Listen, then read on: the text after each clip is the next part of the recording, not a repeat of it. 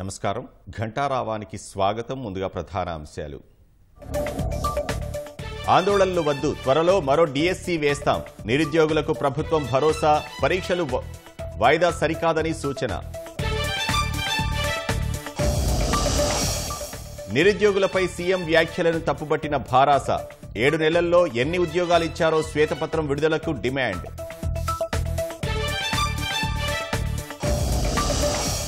న్యూయార్క్ను తలదన్నేలా రంగారెడ్డి జిల్లా తీర్చిదిద్దుతామన్న సీఎం.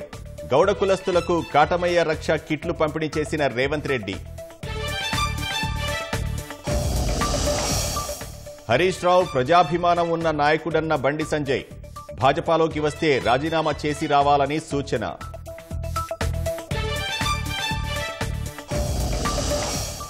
నలభై 6 ఏళ్ల తర్వాత తెరుచుకున్న పూరి జగన్నాథుడి రత్న భాండాగారం. ఆభరణాలు భద్రపరిచేందుకు 6 చెక్కపెట్టెలు తీసుకువెళ్లిన అధికారులు. ట్రంప్పై కాల్పుల ఘటనపై ఎఫ్బీఐ ముమ్మర దర్యాప్తు. భద్రతా సిబ్బందితో సంయుక్త విచారణ.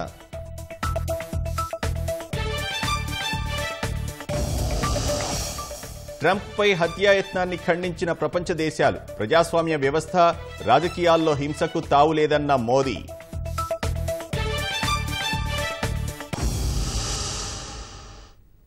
ప్రత్యేక రాష్ట్రం తెచ్చుకున్నదే యువతకు ఉద్యోగాల కోసమని ఉప ముఖ్యమంత్రి భట్టి విక్రమార్క స్పష్టం చేశారు. కాంగ్రెస్ ప్రభుత్వం అధికారంలోకి వచ్చిన 3 నెలల్లోనే 30,000 మందికి నియామక పత్రాలు ఇచ్చామన్నారు. మిగిలిన ఉద్యోగాలు ఇచ్చేందుకు ప్రభుత్వం కట్టుబడి ఉందని, నిరుద్యోగులు ఆందోళన చెందవద్దని భట్టి విజ్ఞప్తి చేశారు. పరీక్షలు వాయిదా వేయడం సరికాదని, ఇదే చివరి డిఎస్సి కాదు, మరిన్ని నోటిఫికేషన్లు ఇస్తామని భరోసా ఇచ్చారు. గ్రూప్ పరీక్షలు, డిఎస్సి వాయిదాకు డిమాండ్ చేస్తూ హైదరాబాద్లో నిరుద్యోగులు చేస్తున్న ఆందోళనలపై ఉప ముఖ్యమంత్రి భట్టి విక్రమార్క స్పందించారు. యువతకు ఉద్యోగాలు కల్పించడమే లక్ష్యంగా కాంగ్రెస్ సర్కారు పనిచేస్తోందని స్పష్టం చేశారు. టీజీపీఎస్సీ ప్రక్షాళన చేశామని, డిఎస్సీలో పోస్టుల సంఖ్య పెంచినట్లు గుర్తు చేశారు. గత ప్రభుత్వం నోటిఫికేషన్ ఇచ్చి గాలికొదిలేసిన గ్రూప్ పరీక్షలను నిర్వహిస్తున్నామన్నారు.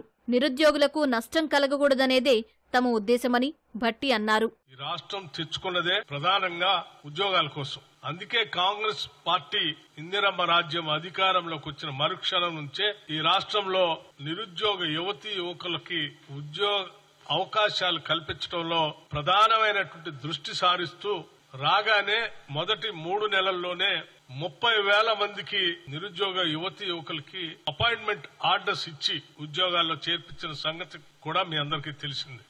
10 ఏళ్లు పాలనలో ఉన్నటువంటి టీఆర్ఎస్ ప్రభుత్వం డిఎస్సిని నిర్వహించలేదు, గ్రూప్ 1 పరీక్షలు నిర్వహించలేదు. గాలికి వదిలేసినటువంటి తెచ్చుకున్న రాష్ట్రంలో వాళ్ల కోసం తెచ్చుకుంటే వాళ్ళందరినీ గాలికి వదిలేస్తే మనం అలా చేయకూడదనేటువంటి ఆలోచనతోనే వెంటనే మేము చెప్పినట్టుగా పబ్లిక్ సర్వీస్ కమిషన్ ని ప్రక్షాళన చేసి పూర్తి స్థాయిలో ఉన్నటువంటి ప్రభుత్వ ఉద్యోగాలకు సంబంధించిన క్యాలెండర్ ను డిక్లేర్ చేసే ప్రక్రియని మొదలుపెట్టిన విషయం కూడా మీ అందరికీ తెలిసింది. 10 ఏళ్లలో ఎన్నడూ గ్రూప్ 1 నిర్వహించలేదని, గ్రూప్ 2ను ఇప్పటికే 3 సార్లు వాయిదా వేశారని భట్టి విక్రమార్క వివరించారు. పరీక్షలు అన్నిసార్లు వాయిదా వేయడం సరికాదన్నారు. ఇదే చివరి డిఎస్సి కాదని, మరిన్ని ఇస్తామని స్పష్టం చేశారు. మేము రాగానే పబ్లిక్ సర్వీస్ కమిషన్ ప్రక్షాళన చేశాం. మీకు తెలిసిందే 19 ఫిబ్రవరి 2024 గ్రూప్ 1 కి నోటిఫికేషన్ ఇష్యూ చేశాం.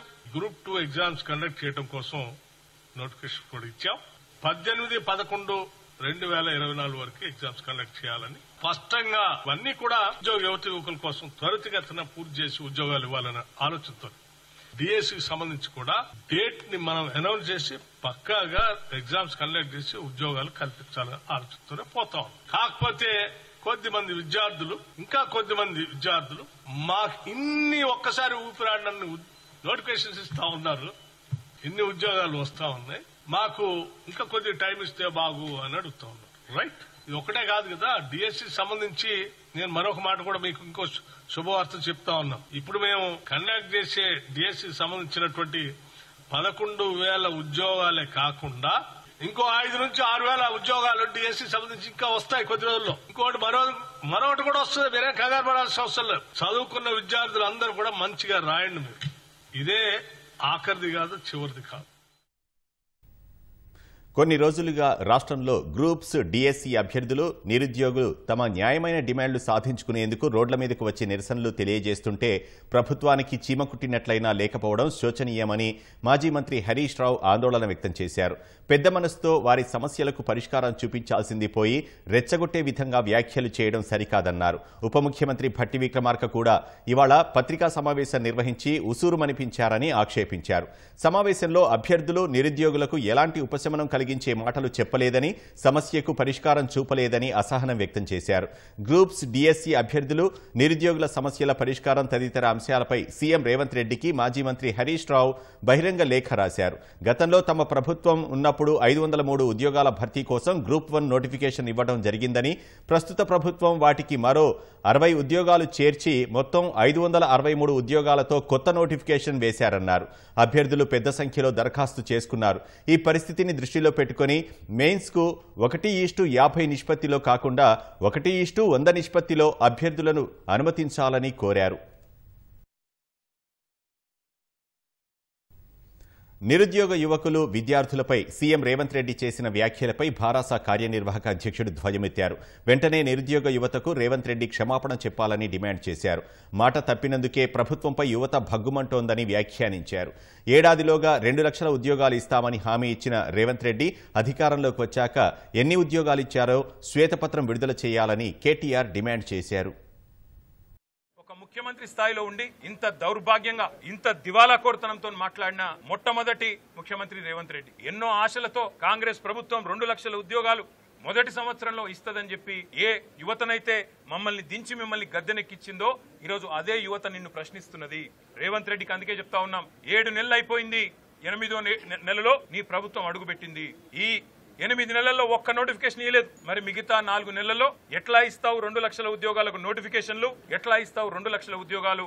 జవాబు చెప్పాలని చెప్పి నేను రేవంత్ రెడ్డి గారిని డిమాండ్ చేస్తా ఉన్నా. ప్రతిపక్షంలో ఉన్నట్టుగానే మాట్లాడుతున్నాడు రేవంత్ రెడ్డి. ఒక ముఖ్యమంత్రిగా గౌరవంగా తెలంగాణ పిల్లల గురించి మాట్లాడితే ఆయనకు మంచిది, అందరికీ మంచిది, రాష్ట్రానికి మంచిది. మేము అనేది ఏమంటే రేవంత్ రెడ్డికి సత్తా ఉంటే, నీ ప్రభుత్వానికి నిజాయితీ ఉంటే, చిత్తశుద్ధి ఉంటే, నువ్వు అంటావు కదా మాట్లాడితే శ్వేతపత్రం అని, ప్రచురించి శ్వేతపత్రం. ఎన్ని నోటిఫికేషన్లు ఇచ్చినావు, ఎన్ని ఉద్యోగాలు భర్తీ చేసినావు, నువ్వు చెప్పిన 2 లక్షల ఉద్యోగాలు, నువ్వు చెప్పిన జాబ్ క్యాలెండర్ లో ఎన్ని మాటలు నిలబెట్టుకున్నావు, స్పష్టంగా ఒక శ్వేతపత్రం ప్రచురించి మీరు చెప్పాలని చెప్పి నేను డిమాండ్ చేస్తాను.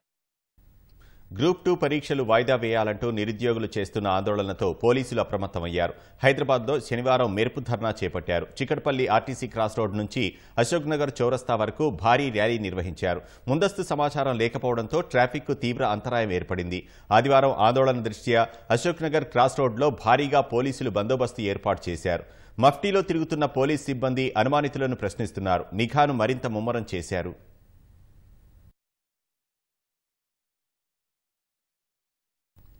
అమెరికా మాజీ అధ్యక్షుడు డొనాల్డ్ ట్రంప్పై జరిగిన కాల్పుల ఘటన తీవ్ర అలజడి రేపింది. దుండగుడి కాల్పుల్లో కుడి చెవికి గాయంతో ట్రంప్ ప్రాణాపాయం నుంచి తప్పించుకున్నారు. ఆగంతకుడి కాల్పుల్లో ట్రంప్ ర్యాలీకి హాజరైన ఓ వ్యక్తి చనిపోగా మరో 2 గాయపడ్డారు. వెంటనే అప్రమత్తమైన సీక్రెట్ సర్వీస్ కమాండోలు దుండగుణ్ణి హతమార్చినట్లు సంబంధిత వర్గాలు తెలిపాయి. ఆగంతకుణ్ణి బెథెల్ పార్క్కు చెందిన థామస్ మాథ్యూ క్రూక్స్గా గుర్తించారు.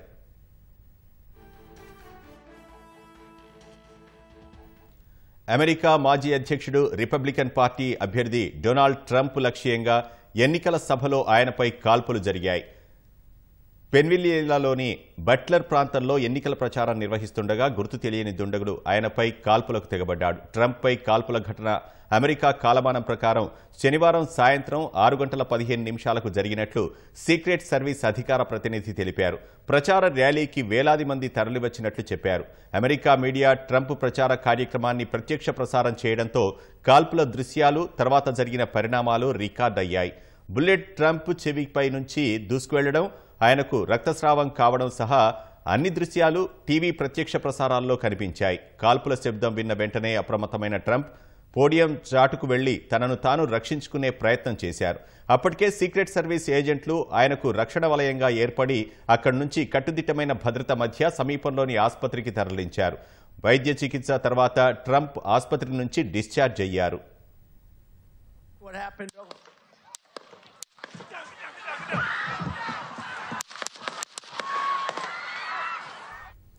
ఈ కాల్పుల ఘటనతో వెంటనే అప్రమత్తమైన సీక్రెట్ సర్వీస్ ఏజెంట్లు దుండగుడిని మట్టుబెట్టారు. దాదాపు 6 రౌండ్ల కాల్పులు జరిపినట్లు ప్రత్యక్ష సాక్షులు తెలిపారు.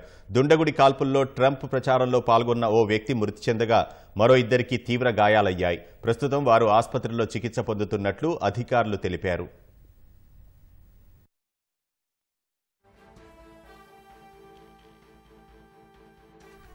ఈ దుశ్చర్యకు పాల్పడిన దుండగుణ్ణి 20 ఏళ్ల థామస్ మాథ్యూ క్రూక్స్గా దర్యాప్తు అధికారులు గుర్తించారు.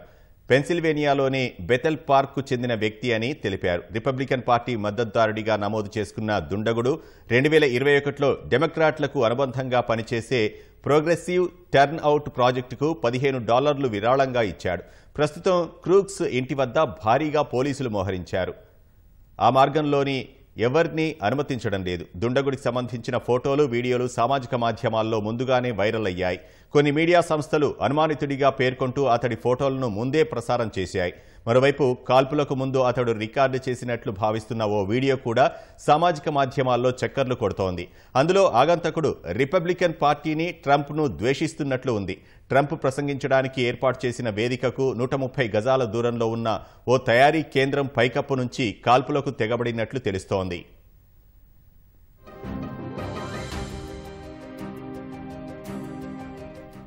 పెన్సిల్వేనియాలోని బట్లర్లో జరిగిన కాల్పుల ఘటనపై వేగంగా స్పందించినందుకు అమెరికా సీక్రెట్ సర్వీస్ సహా మిగతా సిబ్బందికి సామాజిక మాధ్యమం ట్రూత్ ద్వారా ట్రంప్ ధన్యవాదాలు తెలిపారు. ఈ ఘటనలో మరణించిన వ్యక్తి కుటుంబానికి, తీవ్రంగా గాయపడిన వారికి సానుభూతి తెలిపారు. తన కుడి చెవి పైభాగంలో నుంచి బుల్లెట్ వెళ్లిందని, కాల్పుల శబ్దాలు వినగానే ఏదో జరుగుతోందని అర్థమైనట్లు ట్రంప్ పేర్కొన్నారు. చాలా రక్తస్రావం జరిగిందని గాడ్ బ్లెస్ అమెరికా అంటూ ట్రంప్ పోస్ట్ చేశారు.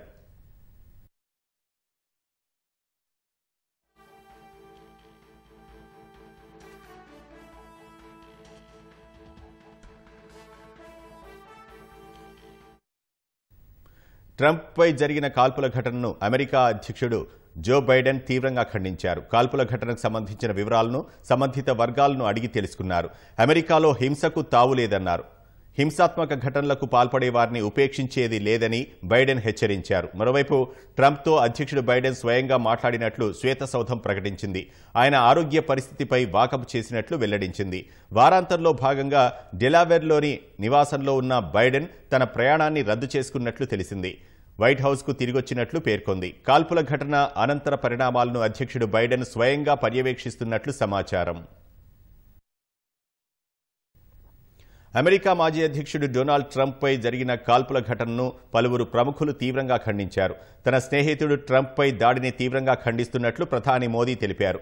ఆయన త్వరగా కోలుకోవాలని ఆకాంక్షిస్తున్నట్లు చెప్పారు. ప్రజాస్వామ్య వ్యవస్థ, రాజకీయాల్లో హింసకు తావులేదన్న ప్రధాని మోదీ ఈ ఘటనలో గాయపడిన వారు త్వరగా కోలుకోవాలని ప్రార్థిస్తున్నట్లు పేర్కొన్నారు. ట్రంప్పై జరిగిన హత్యాయత్న ఘటనపై లోక్సభలో ప్రతిపక్ష నేత రాహుల్ గాంధీ తీవ్ర ఆందోళన వ్యక్తం చేశారు. ఇలాంటి ఘటనలను తీవ్రంగా ఖండించాలని అభిప్రాయపడ్డారు.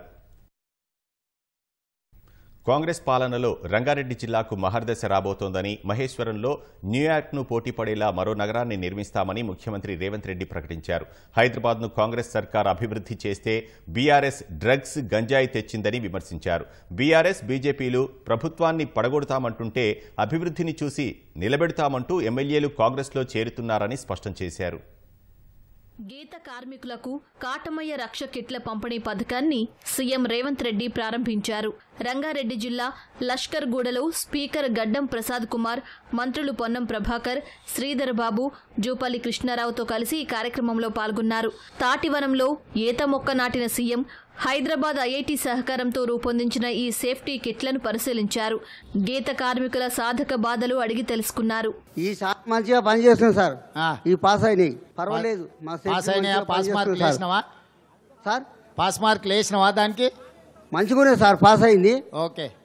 తాళ్ళు దూరం ఉన్నాయి, పోనీకి ఇబ్బంది అవుతుంది సార్. బంద్ కావాలి. మాకు చెట్టు పెట్టుకుంటాం, కొని ఒక 5 ఎకరాల భూమి ఇవ్వండి సార్. ఓకే ఓకే, తప్పకుండా. అలాంటి అనంతరం జరిగిన బహిరంగ సభలో మాట్లాడిన సీఎం హైదరాబాద్ను విశ్వనగరంగా తీర్చిదిద్దేలా ప్రణాళికాబద్ధంగా ముందుకెళ్తున్నామని స్పష్టం చేశారు. రీజనల్ రింగ్ రోడ్, ఏరియల్ రోడ్లు నిర్మించబోతున్నామని వివరించారు.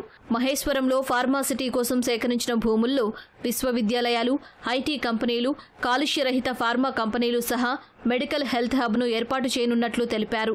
ఇక్కడ న్యూయార్క్ను తలదన్నే మరో నగరాన్ని నిర్మించేలా ప్రణాళికలు సిద్ధం చేసినట్లు సీఎం స్పష్టం చేశారు. హైదరాబాద్ నగరం ముఖ్యంగా సైబరాబాద్ అని ఏదైతే క్రియేట్ చేసిండ్రో అట్లాంటిది న్యూయార్క్ నగరంతో పోటీ పడే విధంగా మహేశ్వరంలో ఒక కొత్త నగరాన్ని నిర్మించాలని ఇవాళ మన ప్రభుత్వం నిర్ణయం తీసుకున్నది. రంగారెడ్డి జిల్లాకు మహర్దశ పట్టబోతుంది. ప్రపంచానికి ఒక పర్యాటక క్షేత్రంగా మన రంగారెడ్డి జిల్లా మారబోతుంది. ఉప్పల్ నుంచి ఎల్బీ నగర్ నుంచి హయత్ నగర్ వరకు ఇవాళ మెట్రో రైలు వేయడానికి మన ప్రభుత్వం నిర్ణయం తీసుకున్నది. తొందరలోనే మన హయత్ నగర్కు మెట్రో రాబోతున్నది. రేపు ఎవరైనా హయత్ నగర్లో మెట్రో ఎక్కిండ్రంటే అంతర్జాతీయ ఎయిర్పోర్ట్ వరకు అంతరాయం లేకుండా ఎల్బీ నగర్ నుంచి ఓఎస్సీ హాస్పిటల్, అక్కడి నుంచి చాంద్రాయణగుట్ట, అక్కడి నుంచి ఎయిర్పోర్ట్కు పోయేటట్టు ఇవాళ మనం మెట్రో రైలు వేసుకుంటున్నాం. దీనికి సంబంధించి అన్ని ప్రణాళిక బీఆర్ఎస్, బీజేపీలు ప్రభుత్వాన్ని పడగొడతామని ప్రకటిస్తుంటే సర్కారును నిలబెట్టి అభివృద్ధిలో భాగస్వాములయ్యేందుకు ఎమ్మెల్యేలు కాంగ్రెస్లో చేరుతున్నారని రేవంత్ తెలిపారు. సిద్ధమైనవి ఫామ్ హౌస్లో ఉంటున్నోళ్లను ఈ ఔటర్ రింగ్ రోడ్ మీ తాత తెచ్చిండా అని నేను అడుగుతున్నా. ఈ అంతర్జాతీయ ఎయిర్పోర్టు మీ ముత్తాత కట్టిండా అని నేను అడుగుతున్నా. ఇవాళ సైబరాబాద్లో ఉన్న ఐటీ పరిశ్రమలు, ఫార్మా ఇండస్ట్రీస్ని మా ప్రభుత్వం, కాంగ్రెస్ ప్రభుత్వం తీసుకొచ్చినాయి కాదా? అవి తెచ్చినందుకే ఇవాళ హైదరాబాద్ నగరం మహానగరంగా మారింది. మీరేం తెచ్చిండ్రా హైదరాబాద్ నగరానికని నేను అడుగుతున్నా. మీరు తెచ్చింది ఉంటే గంజాయి తెచ్చుంటారు, డ్రగ్స్ తెచ్చుంటారు ఈ నగరానికి. ఇవాళ ఇంకా విస్తృతంగా విశ్వ నగరంగా మార్చడానికి అవసరమైన అన్ని ప్రణాళికలు మేము చేస్తుంటే పొద్దున్న లేస్తే కాళ్ళల్లో కట్టెలు పెట్టే మాటలు. అయిపోయింది, కూలిపోయింది అన్నాడు. అన్నోడు ఏడున్నాడా? ఇప్పుడు నన్ను కనిపిస్తుండా? రోజు లెక్క పెట్టుకుంటున్నాడు. ఇక నిన్నమన్నా అది చేయలే, ఇది అలా 10 ఏళ్ళు చేయనోడు, ఉన్నదంతా అమ్ముకొని తుడిచిపెట్టుకపోయినోడు 7 లక్షల కోట్ల రూపాయల అప్పు తెచ్చి నెత్తి మీద పెట్టి దివాలా తీపించండి సంసారం. ఏం చేద్దామన్నా అప్పులు వెళ్తున్నాయి. ఏ గూట్లే చేయి పెట్టినా అప్పుల సిట్టి కాగితమే బయటికి వెళ్తుంది. పొద్దున్న లేస్తే పకిరోడు మన ఇంటికానే ఉంటుండు, పటాన్ మన ఇంటికానే ఉంటుండు. నువ్వు బాకీ ఉన్నావు, అప్పు కడతావా లేదా అని. ఆ ఎల్ల సంవత్సరానికి 6,500 కోట్ల రూపాయలు అప్పు కట్టేది ఉండే. ఇవాళ ఈ మొనగాడు చేసిన పనికి నెల 1వ తారీఖు నాడు, ప్రతి నెల 1వ తారీఖు నాడు 7,000 కోట్ల రూపాయలు మిత్తి కడుతున్నాం. సంవత్సరం తిరిగే లోపల 72,000 కోట్లు మిత్తి కట్టడానికి అవుతుందా? అసలు సంగతి దేవుడు ఎరుగు. ఎందుకు ఇవన్నీ చెప్తున్నా అంటే మీకు అన్ని లెక్కలు తెలవాలి. ఇవాళ సంసారము అప్పుల పాలైంది. ఒకటొక్కటిగా జర సర్దిద్దుకుంటూ వస్తున్నా. కొంచెం వెనుక ముందైనా మీరు అందరూ ఓపికతోని చెప్పాలి. గ్రామాలలో కుల వృత్తులు చేసుకుంటున్న కుటుంబాలు వారి పిల్లలను ఉన్నత చదువులు చదివించాలని రేవంత్ రెడ్డి సూచించారు. శాసనసభ్యులై పాలకులుగా మారాలని ఆకాంక్షించారు. ఈ ప్రభుత్వాన్ని పడగొడతామని ఇద్దరు అచ్చోసిన ఆంబోతులాక ఊరు మీద ఇడిచిన మైసమ్మ పోతులు ఉంటాయి కదా, అట్లా మన మీద బీఆర్ఎస్ వాళ్ళు, బీజేపీ వాళ్ళు పడగొడతాం అంటారు. మీరు పడగొడతామని అంటే మేము నిలబెడతామని వాళ్ళు ముందుకు వచ్చారు. ఎగ్గ మల్లేశం దగ్గర ఎన్ని పైసలునో మీకు తెలుసు, నేను చెప్పాల్సిన పని లేదు. రిజర్వ్ బ్యాంకులో ఏమైనా తక్కువ కడితే కూడా అప్పించటానికి నగదు ఉంది. ఇవాళ వాళ్ళందరూ మనకు ఎందుకు మద్దతు పలుకుతారు అంటే, అరే తెచ్చుకున్న తెలంగాణ మనం బాగు చేసుకోవాలనా సార్, ఏదో కష్టపడుతాడు, మేము కూడా మా శాతనైన కాడికి సాయం చేస్తే బలపడితే తెలంగాణ అభివృద్ధి అవుతుందన్న ఆలోచనతో వాళ్ళందరూ ముందుకు వచ్చారు.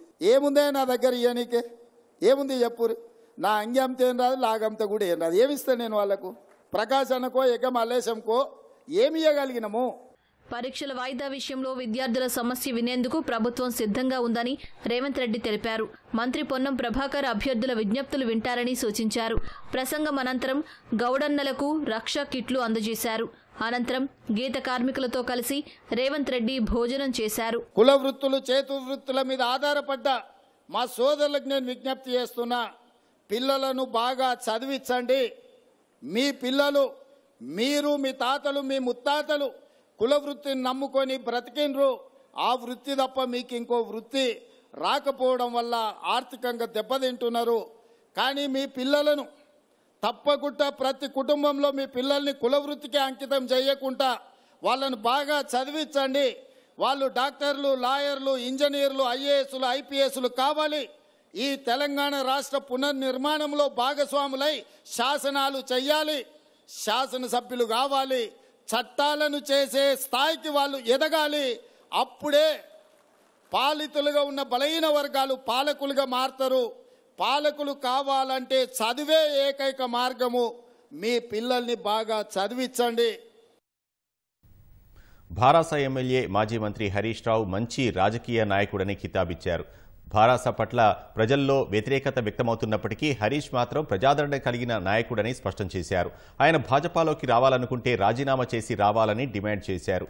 ప్రజలకిచ్చిన హామీల అమల్లో వైఫల్యాన్ని పక్కదారి పట్టించేందుకు కాంగ్రెస్ ఎమ్మెల్యేలను కాపాడుకునేందుకు భారాస కలిసి నాటకాలాడుతున్నాయని ఆరోపించారు.